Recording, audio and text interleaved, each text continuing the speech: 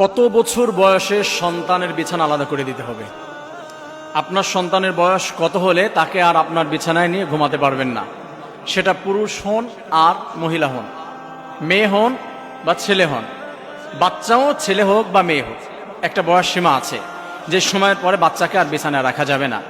রাসূলুল্লাহ সাল্লাল্লাহু আলাইহি ওয়াসাল্লাম নিষেধ করে দিয়েছে যে এখন আর সন্তানকে তুমি বিছানায় রাখতে পারবে না। প্রিয় ভাইয়েরা, আমাদের সমাজে অনেক সময় দেখা যায় সন্তান বড় হয়ে গিয়েছে, বয়স হয়ে গিয়েছে 10 বছর, 12 বছর, 15 বছর, খুব বেশি আদর করে তো রাতের বেলা সন্তান ভয় পায় বা কান্না করে বা রাতের বেলা তার কোনো ক্ষতি হয় কিনা এই জন্য সন্তানকে নিয়ে ঘুমায়। নাউযুবিল্লাহি মিন যালিক।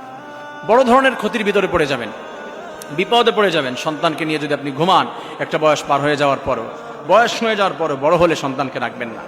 যেখানে ঘরের ভিতরে ঢোকা, আল্লাহ রাব্বুল আলামিন বলে দিয়েছেন, ওয়াইদা বালাগাল আতফালু মিনকুমুল হুলুমা ফাল্যাস্তাদিনু কামাস্তাদানাল্লাযিন, যে যখন সন্তান বড় হয়ে যাবে, অ্যাডাল্ট হয়ে যাবে, তখন সন্তান মা বাবার ঘরের ভিতরে যদি প্রবেশ করে সেইখানেও তার অনুমতি নিতে হবে, পারমিশন নিয়ে তারপরে ঘরে প্রবেশ করতে হবে।